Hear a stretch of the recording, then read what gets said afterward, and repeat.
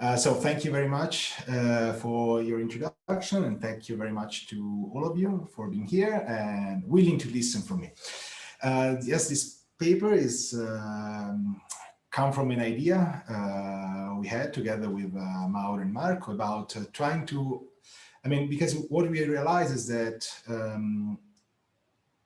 linking official development assistance to mobility is something that has already been done quite extensively, if we want, in the literature, but it's something that is still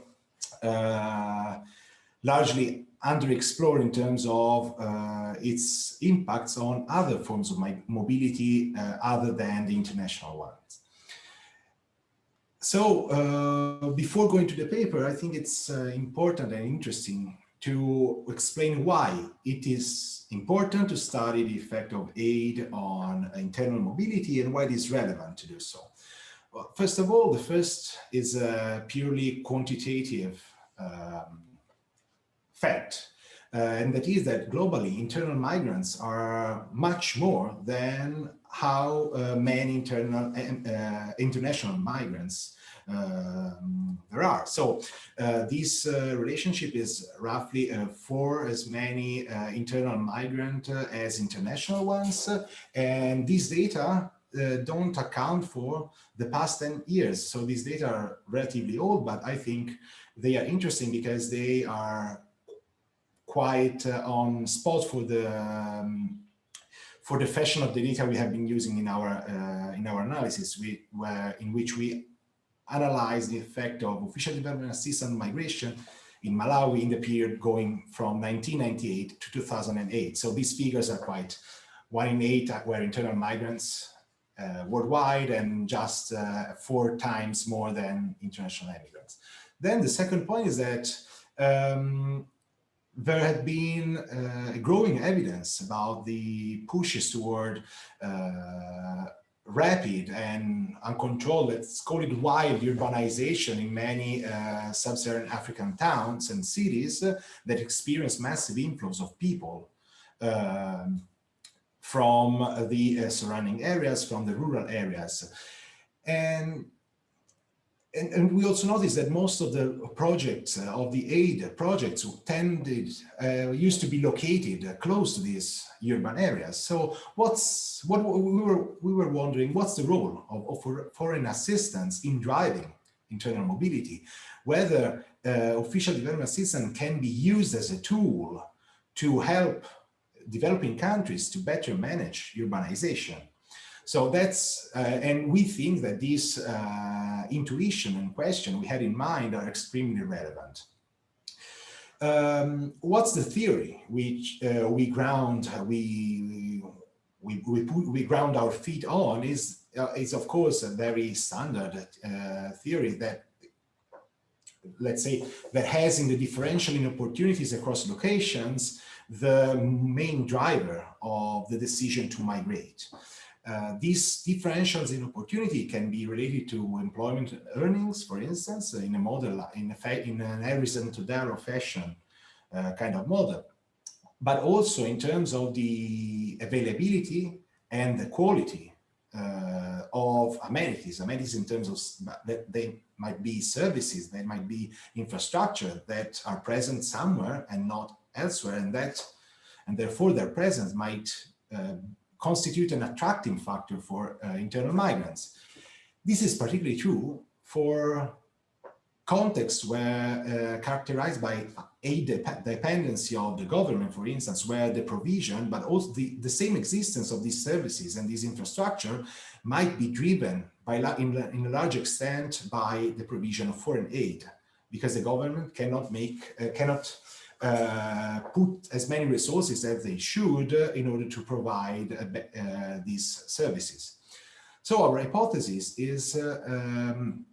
is that foreign aid projects in developing countries and highly aid-dependent country, especially the location of aid in a certain place rather than another, might shape the incentive to move in that location, and therefore might shapes the patterns of internal mobility in that country across districts. what we do in a nutshell is to match migration data with geolocalized aid information of aid projects to estimate a gravity model for internal migration, district to district migration, over the period 1998 to 2008, and provide and test whether, and to try to assess whether the relationship is exists in the first place, is strong enough to be relevant under a policy perspective and not just a pure statistical perspective, and also to test how strong this relationship is by providing a set of robustness tests and also testing it against endogeneity or reverse causality. In addition, what we do is also to explore the mechanisms, to think about the mechanism that might explain the relationship that eventually we find with our analysis. Okay, that's what we did, and what we find actually is that not only the effect of the number of projects and the volume of projects on migration is actually statistically significant, but it's also quantitatively relevant. Just to give an anticipation, we found that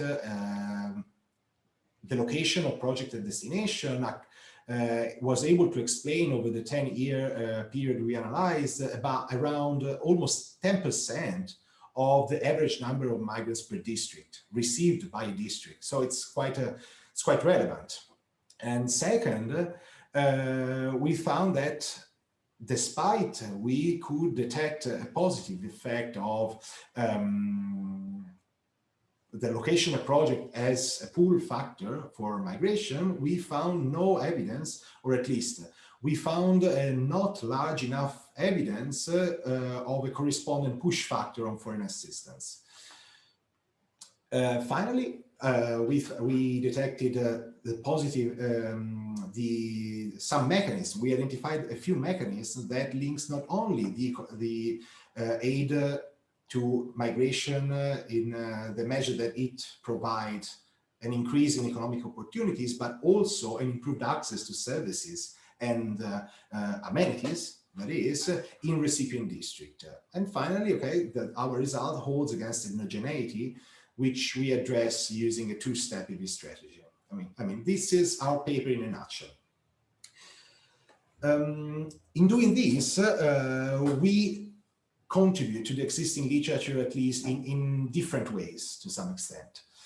First of all, we broaden the perspective on the relationship between aid and migration by departing from the usual approach, which is often adopted, that sees aid in general transfer from government or international organization as an attempt to release to alleviate the liquidity constraint. Therefore, aid has often been seen as something that increases migration because it essentially provides resources to people who are willing to migrate, but they are blocked where they are because they lack the resources to do so. Instead, what we implicitly claim is that development aid is not just cash transfer. It's not something that has to be, and the relationship between aid and migration is not just something that has to be put on the individual as it is, but it's also something that relates on how the government can provide for individuals and therefore provide incentives to migrate. Finally, what we also, again, implicitly assume is that people are not only after wages. Of course, they play a role, they are important, the differential in terms of opportunity to find an employment, the better earning opportunity, but they are not the whole story. Now, the role of amenities and services is also important and quantitatively relevant. Okay, so that's what we did, how whether it is relevant and so on, but why Malawi? I mean, we could have chosen many other countries with probably better data, but why Malawi? Well, first of all, because Malawi is highly dependent from official development assistance.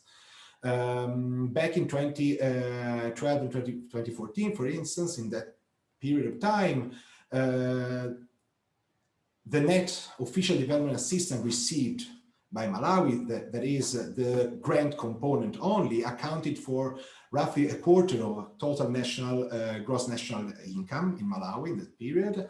And I mean, aid also is so important in Malawi that it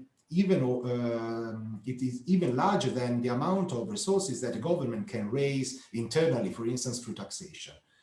But Malawi also shows a very high migration rate, internal migration rate, and probably the largest migration rate in the whole sub-Saharan Africa, with almost 50% of the population claiming to having moved at least once over their life course. So Malawi is quite a good case study where to test our idea, that is official development assistance, and more specifically, the decision to where to locate, where to implement a certain project can be used as a tool to divert, to shape, to, let's say, to gauge internal migration, and therefore also urbanization in a country, in developing countries. Well, now we can start looking at the data we have, what we are discussing about. Well, these two maps shows where the location of the projects are located and how the volume is distributed across districts in Malawi. And what immediately comes to mind is that the location looks quite concentrated around a few areas in the district. And these areas tend to be the capital of the district, the main town, the main city of the district, or the main town in the district, because some districts are have a very low degree of urbanization in Malawi compared to even to other developing countries, sub-Saharan countries. Therefore, suggesting that it is true that project location, aid location tend to go to urban areas, or maybe certain areas tend to increase their urbanization because they are starting receiving aid projects. If we look at disbursement, the story is slightly different, because we see that it's not clear the relationship between the number of aid projects received by district and the amount, the total amount of official development assistance which is actually disbursed in a district, even if there is a fair correlation, because some of the districts that receive the most are also those who are darkest, have the darkest share. So there is a correlation. It's not perfect, but that's maybe suggests that projects might be different depending on the sector they are destined. And that's actually might be actually true, because if we look at the sectoral distribution of each project, we see that the number of projects tend to be almost evenly distributed across possible sectors. Just agricultural sector is the one receiving the lion's share. If we look at how they are actually distributed in terms of disbursement, we found that road infrastructure, integrated rural development alone accounts for around 60% of total disbursement. So it's quite, it suggests that there is quite a large heterogeneity in aid disbursement, aid distribution, and also the types of aid that each district might be receiving. Well, other side information, for instance, the concentration of aid from a reduced number of donors and so on and so forth. I don't think it's okay. Looking instead of internal migration, what we see is that even in this case, we have a substantial heterogeneity, regional heterogeneity across district, with the southern region receiving most of, being the residence of most of the internal migrants, even if we look at the growth rate of immigrants, of the immigrant population over the 10-year period we analyze, we see that the northern region, which is marginal, both in terms of reception of aid projects and in terms of resident immigrant, internal immigrant population, seems to have experienced the largest increase in immigration over the 10-year period. However, it should be noted that the initial value matters a lot. I mean, we are speaking about districts that recorded almost no internal migrants in 1998. Therefore, even a minimum increase would have resulted in huge and very sharp percentage increase. So that's not really a big deal, but it's interesting to notice how there is a strong heterogeneity and that the district experiencing the largest immigrant population in 2008 are also those who are receiving most projects. Okay, so far we saw that there is a relationship. It might not be very clear because it might be driven by the, for instance, the categorization of the variables we use to make the maps, the correlates. So we go on and we decide to estimate the relationship. How we do so, I already introduced it. We fit a gravity model of district-to-district migration, that we estimate by means of Poisson pseudo-maximum likelihood, quite literature-driven decision, I would say, where the bilateral migration flows, this ln of nijt, is a function of what? Of aid received at destination, a set of controls, plus the origin time fixed effect and country and district pair fixed effect. We include district pair fixed effect to absorb all those characteristics which are specific between two districts. For instance, the prevalence of a given ethnic groups, which might, for instance, affect bilateral migration, especially within the central, within the south and within the northern region, as opposed to cross-regional flows. And also include origin time fixed effect, which not only takes into account for all the factors that might explain a higher propensity to emigrate, because we are interested in focusing on the pull factor effect of aid, but they are also needed to take into account for multilateral resistance in this kind of model. Other controls, of course, include migrant networks effect, nightlight, a measure of crop affecting climate effect, and a dummy for conflict.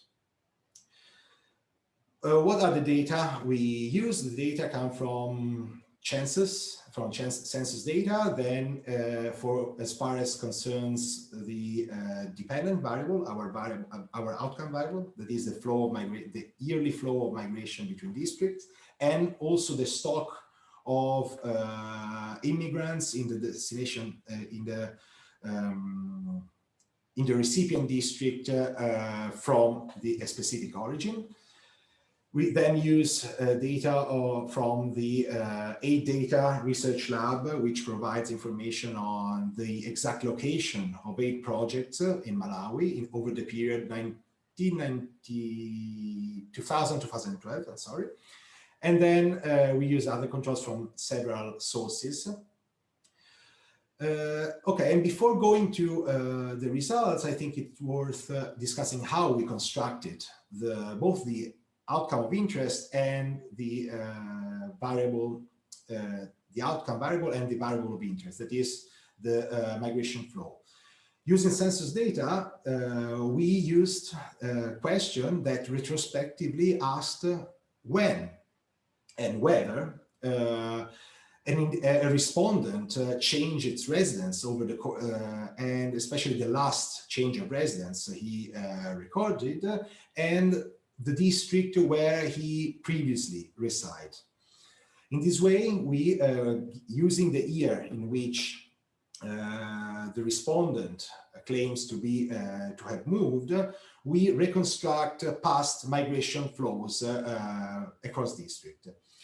Of course, this approach has several limitations. For instance, they tend to underestimate intermediate migration steps that might have occurred and that might have been driven by aid project, or in the worst case scenario, might have been driven by factors that have nothing to do with aid project, and therefore harming our identification strategy. We are currently addressing this issue, for instance, providing additional evidence using different sources of data, for instance, using DHS data, and probably we are going also to expand on these using other source of survey data to to check whether using different types of definition of migration, different types of approaches, still the relationship between the location of aid and the number of migrants, the decision to migrate there, is still in place. The early evidence suggests that this is the case. We started working out on the DHS data, and they are confirming the results that I'm going to report today. Unfortunately, I couldn't feed them into the presentation or in the paper, so but we can discuss if you have more specific question afterwards. About the variable of interest aid, we use all projects which are located with high enough levels of precision into a district, and we construct moving averages of these values for more reasons. First of all, we notice that we are interested in understanding whether the presence of infrastructure, for instance, of amenities that are provided by aid, and that requires aid projects to be completed, because we are talking about infrastructure, we are talking about schools, we are talking about hospitals, for instance, that therefore they need to be completed in order to provide a service to the population. We realize that the completion is quite volatile, and we might have projects with different duration that for some reason concludes in the same year, and while in other years in a district we have many projects which are ongoing but not yet concluded, but that cannot and that might have and therefore these let's say discrepancies might introduce lots of volatility into the variable of interest. For this reason, we decide to average over the with a lag 3 years prior the year we are taking as a migration year. Also, and this is also consistent with the idea that migrating is not a decision that is taken on spot, but it's something that probably had been built up for years or for a longer period of time than not just a few months, and therefore averaging give us the idea that individuals can evaluate the provision of services in a potential destination, therefore make a more informed decision. So this is also consistent into a, let's call it, common sense approach to how ones might decide to migrate. Okay, the controls comes from other sources, and I think it's not really important. What I want to anticipate now is that even changing the way we construct our variable of interest, that is taking different definition of the aid variables, don't really change the existence of a relationship between aid, a destination, and migration.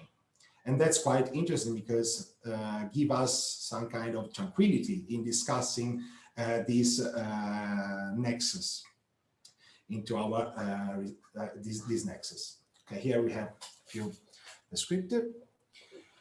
Okay, here. Sorry, Filippo, may I ask one question on the controls? Yeah, of course.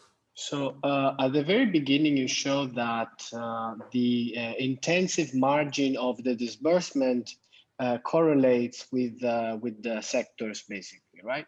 Yeah. And you are controlling for origin, destination, fixed effects. So you should somehow capture a bit of the respective sectorial distributions of the two places.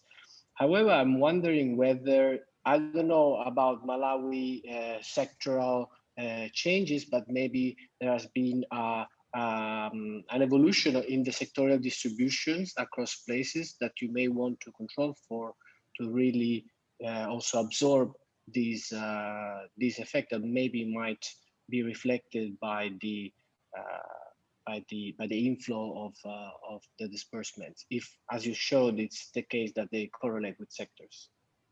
I mean, the disbursement correlates, of course, with sector, because we saw how, sectors that received a relatively average for Malawi compared to Malawi distribution, a number of projects actually account for a definitely larger share of total disbursement. So that's for sure.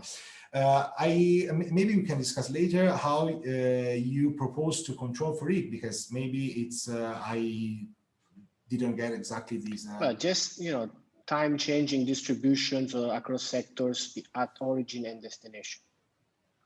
Okay, so the relative distribution. Okay, okay, yes. Oh, that's something we could redo. We didn't think about of doing that. So for sure, it's something that may be worth going through. But thank you. We didn't think about this. I mean, we simply control for origin time, so we implicitly control for changes. Of course, we are not controlling for relative changes over time, because we are including only pair fixed effects and non-pair time fixed effects. So for sure, that dimension of variability is left free to move. But that's probably something we could try to address differently, because otherwise we are solving everything and we are left with no variability. Absolutely, you cannot kill all the variability. But then again, if there is not so much change in the sectorial distribution, in the origin and in the destination, then that is in your favor, that that residual variation is because of aid. No, but this is quite interesting, and I think we will be going to address this issue. And thank you. Yeah, we never thought about it. So, but yeah, okay, okay. So we are in the estimate, and I mean, not this confirmed. I mean, we found that this effect is positive since the variable is taking $1 million. I mean, is not even that low if we think that this means that increase in 1 million in $1,000, but aid is disbursed in terms of millions, means that the effect is not that. I mean, the size of the coefficient shouldn't be considered as low as it might look without taking this information well in mind. So, I mean, what's interesting is that even increasing the number of controls, we don't really have very significant change in the magnitude of the coefficient. It's decreased a bit maybe, but still remains significant and quantitatively important. And so, that's Filippo. Yes. So your variable of interest, your right-hand side variable of interest, what is it measured in? Is it dollars or is it logs? Okay, okay. It's in dollars. It's in dollars. You're right. Because your table notes say the opposite, right? It says something about logs. Yeah, but it's it's written in the notes. We just wrote aid here because otherwise it was too long to be read. So actually it was in log, and in the note we specify that, and we also specify it in the text, I think, if I remember correctly, saying that everything is log unless diversely specified. Yes, I'm sorry for this. Maybe. So basically here the table notes are wrong, right? That's the case, right? No. It's just I just over. No. The tables are right actually. This 8, it's in log, and this is effectively log, so it's a 6 puzzle. I see. Yeah. I see. Okay. Yeah. I'm sorry. Yeah. Thank you very much for correcting me. And okay, so applying and I mean, we quantify this effect, which is relevant, and by estimating that moving to 0 to positive aid flows, which is quite a cumbersome way to put it, which means that as soon as a district starts receiving aid, so that actually, at least as soon as the first project in a district come to completion, this means that it increases the number of migrants on average from any other district in Malawi by about 22. This is an average estimate, of course. And this is this roughly correspond to all 660 immigrants per district, which is the 8% of the average number of immigrants per district in the period we analyzed. So, I mean, that's what I was saying at the very beginning. It's quite relevant, also quantitatively speaking. So these are net inflows, right? These immigrants, yes, this for the quantification, yes, yes. We analyze how many immigrants are received by district, and we compute how many migrants per dyad are, these 660 are per district, so how many they are the net immigration in for the recipient district, and that's. Now, I'm asking this because at the beginning, in the motivation and the contribution, you also talked about aid as a push factor. So I was thinking of the net effect. Yeah, no, we are going to the net. We didn't quantify the net effect, but we have the results, and we will show it later on. And we have net, the net immigration in the extensions. Let's call them extensions. So Filippo, maybe to be consistent, maybe you wanna use logs as well on the flows, right? Just for, I think that would be nicer to interpret, no? But actually using a Poisson pseudo maximum likelihood, the interpretation should be the same in the estimates. I mean, it's PPML, it's fit by taking the okay, so you just this back on the envelope is just to kind of show about the real magnitude. Okay. Exactly, exactly. Yeah, yeah. Okay, provided that we found something, that this something is also quantitatively relevant, we started digging into the robustness of this finding. For instance, one of the problems I already mentioned might have been that our result was driven by the way we defined our variable of interest. Therefore, we provide different definition of aid, for instance, focusing on disbursement, but instead always averaged, but without taking the lag, or for instance, taking the number of project average, the number of project non-average, the disbursement. Whatever we tortured the data in this sense, we have still been able to identify a positive effect of aid. Of course, the magnitude depends on the relative size and of the variables included, but it was quite interesting. But even more interesting is the last line of the table, where we control for the disbursement on incomplete project. And we found that incomplete project that, for instance, might be projects that have been agreed on, or that, since we know, because we are analyzing all data, we know when a project has been agreed and when a project has been started in a district, and even controlling for this kind of information, we saw that migration seemed not to be affected by something that has not already there. And this is interesting because it shows that migration, the decision to migrate and to migrate somewhere, seem to be driven by what prospective immigrants knows they can find, rather than what they can expect one day will come. Okay, and that's some kind interesting. Also, we control for alternative estimators, because we didn't take for granted that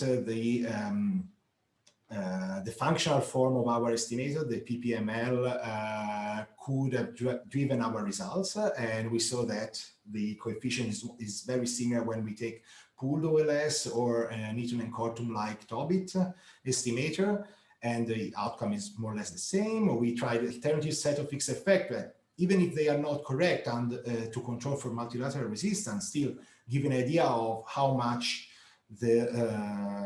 where the variation lies. And we see that the only exclusion when we include just the perfect effect.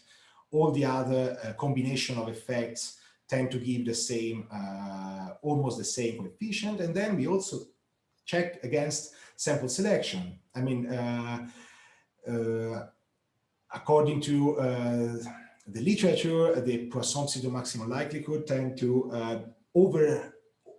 give more weight, to overweight large flows, large values of the dependent variables. So excluding these large values, as we do in column 8, might give completely different results. And actually, it's not really the case. Actually, including all the controls give us a coefficient which is even higher if we exclude top migration corridors. We also exclude top recipients, and again, the coefficient is the same. We exclude 0.8 flows just to see what happens, and as expected, the coefficient goes up. So I mean, the results we get and we discuss are quite looks quite strong. Yep. I was curious about what is the average duration of a project before it gets completed, and you know, how much variation you have in these completed or completed, and you know, whether also it might be interesting, just thinking out loud, to see a sort of event study to see how this effect evolves as you get closer to completion. It's an interesting approach doing an event study. I don't want to say something which is not correct, because we checked at the very beginning, which was a year ago, and I completely forgot. I don't want to tell you something that's not true. So I don't know. I remember that the duration was again quite different depending on the types of project. For instance, there was a project which was a vaccination campaign that we don't expect to be much relevant retrospectively. Maybe it might have been interesting for migrating, knowing that it was going on, but that lasted very little, say 1 year, for instance. Then we had other like a large infrastructure project that took several years to be concluded, but I don't really remember an average. I can tell you that it was quite heterogeneous. Okay, splitting by sector again. Sorry, Filippo. Yeah. I mean, you mentioned in the beginning that you are using an instrumental variable strategy, right? Yeah. Just from my feeling, I don't know, maybe as a recommendation, I wouldn't spend. I mean, we all know that there's quite a concentration, or say that 8 projects, they don't fall from the sky, right? So there's a lot of endogeneity here. So I would maybe spend more time on the IP strategy as well. You still have 20 minutes as far as I know. How long? No less, 10 minutes, I think. But you know, I'm eager to see those, because no one is really I say everyone would be doubting that you can take this strategy, or say this strategy gives you like okay, I will try to. Okay, so I will rush for it, and okay, we see that there are heterogeneity on the types of project, and as expected, large economic related projects tend to drive the result. These are those including infrastructure, for instance, and also we found quite heterogeneous effects of migration on of aid on different types of prospective migrants and on different types of destinations. Okay, so that's not really here the mechanism. We try to see why. I mean, we found this evidence. So what's the driver of these? And we therefore we try to find a relationship between the availability of certain services or economic growth and the location of aid projects. And again, we found a positive relationship. Accounting for the push factor effect, again, we have that's what I mentioned earlier on. We use net emigration between 2 districts, and we find that net emigration has a positive coefficient, therefore suggesting that a push factor effect might still be in place. We are not excluding this, and actually fitting a push factor model, we still get a result which is much lower than the pull factor. And if we take the two together, and if we merge the pull and the push by taking net emigration and the effect of aid disbursement destination on net emigration, we find that the pull factor dominates. Interestingly, international, for as far as concerned international emigrants, we found that not only there is no effect of aid on international immigration. We exploit a specific section of the Malawi census to address this issue, but that actually the number of international immigrants have been lowered by the location of aid in certain districts. And now we come to what Andre, if I'm allowed to call you by name, I hope, was mentioning, and that is the potential endogeneity. I mean, here, of course, we are aware that the results might be driven by this really mean, nasty beast that is endogeneity. Why it might have been driven by measurement error, by reverse causality, and also by the omission of variables that simultaneously affect immigration and the error term. And this is particularly compelling for us, I was saying, because we don't have many other covariates to be included at district level in the period we are analyzing. And therefore, we really need to take care of this. And how we do this, we implement a two-step strategy, which we take from the literature, which is one of the only ways to assess the effect to control for endogeneity when the variable, which is endogenous, is actually one-sided in a bilateral setting. So what we do is to fit a fully specified gravity model with all the kind of fixed effect we may be fancy of, that are the pair-specific origin time and destination time in this sense, and to, let's say, to clean a bit the destination-specific effect, and then we fit our an EV estimation on the estimated fixed effect taking in log. In this way, we can also use an instrument which varies along the same dimension of our variable of interest, which is the effect of aid on migration, on the pull factor, on the pull effect of migration. How we construct our instrument, and this is the sensitive point because it's, as you will realize very soon, it's an instrument that has plenty of problems. We construct a shift-share instrument where we interact the probability for a donor to be present in a given year in a district by the total volume of aid commitment of that donor everywhere else but in Malawi. That is, we use how much it varies the aid that a given donor is committed to disburse to another country which is not Malawi, and we interact it with a district-specific probability that a given donor is actually present there. Okay, and this is our instrument that, of course, lies on the assumption that all the variation comes from the donor side. That we saw how, in our case, we had a high concentration of aid in very few donors. So this variation might also be lowered by this high concentration of aid, especially in the case of Malawi. And that's just one of the issues there.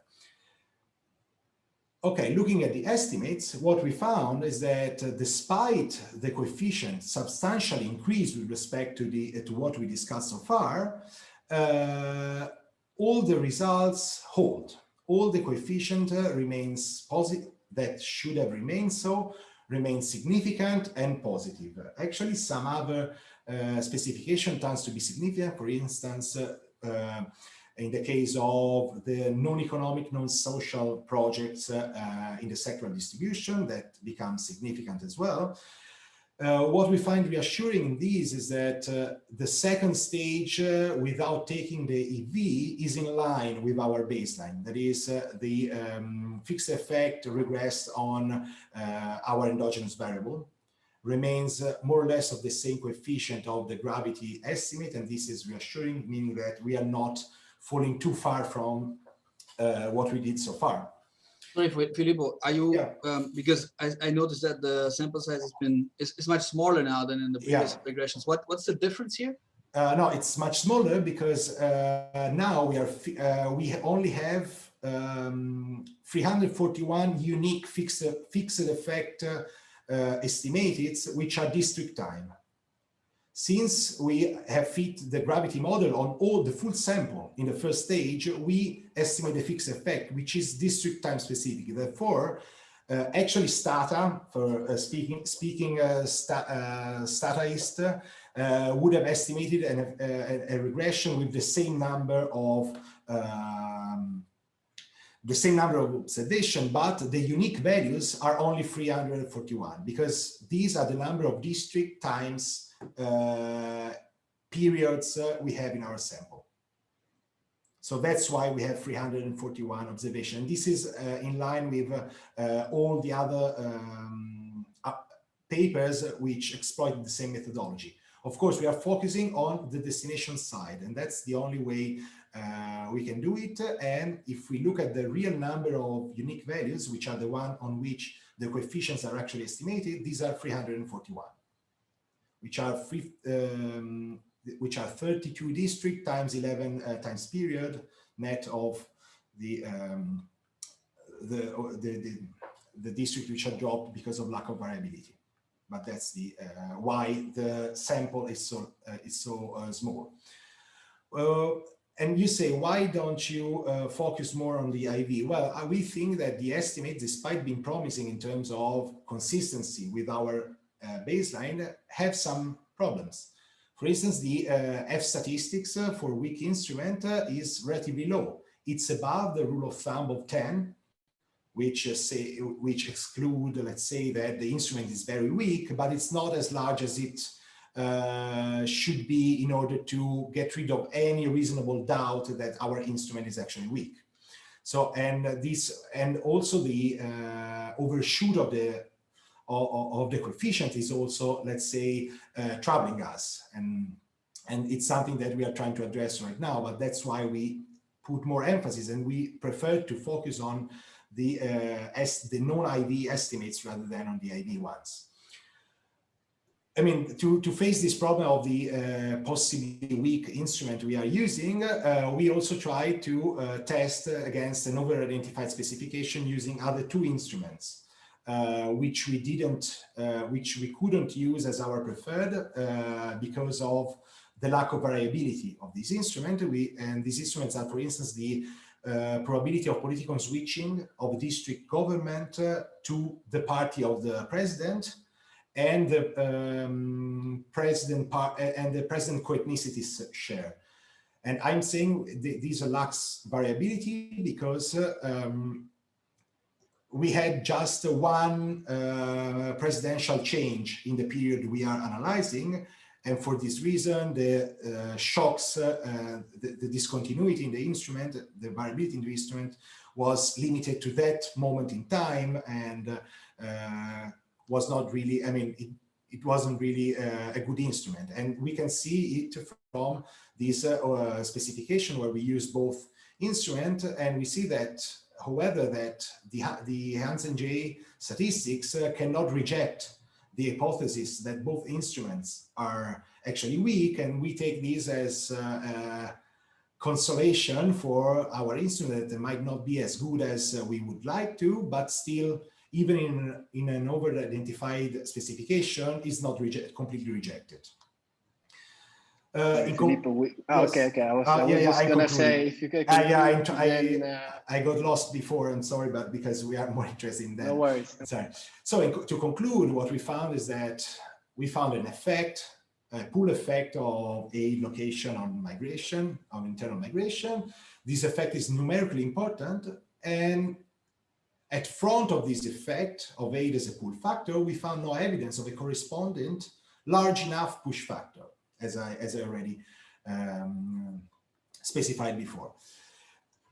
What's interesting is that our estimate reveals that such increase in economic opportunities is not the only way aid seems to be affecting internal migration, but this seems to take place also by via an improved quality of services, an improved availability of services at destination, and finally, despite all the limitation in the construction of our variable, additional check we are conducting suggests that all these issues might not be so crucial in identifying the effect, because given that we are finding evidence of the same effect using different data.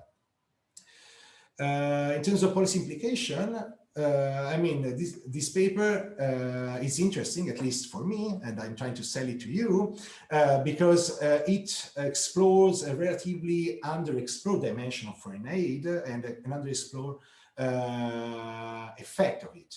That is the capacity to direct migration, to drive within country migration, therefore offers an instrument, a tool for to policymakers, to donors, to alleviate this pressure that urban areas are facing in many developing countries. One concern is that still aid location, aid seems to still be strongly directed toward urban areas, which are easier, that already have some kind of infrastructure that helps making things work, but these at the same time poses challenges to donors' aid allocation.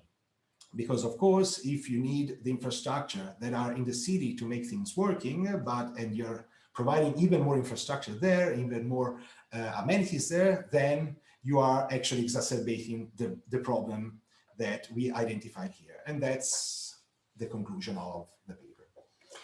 I hope you liked. I'm sorry if it took more time to me. I think that net of the question, I take less time than it looks from my. Great, thanks a lot, Filippo, for this really nice presentation. I think we can continue with the discussion right after this. Let me just present what we're going to have next week, and then we're going to come back to the discussion.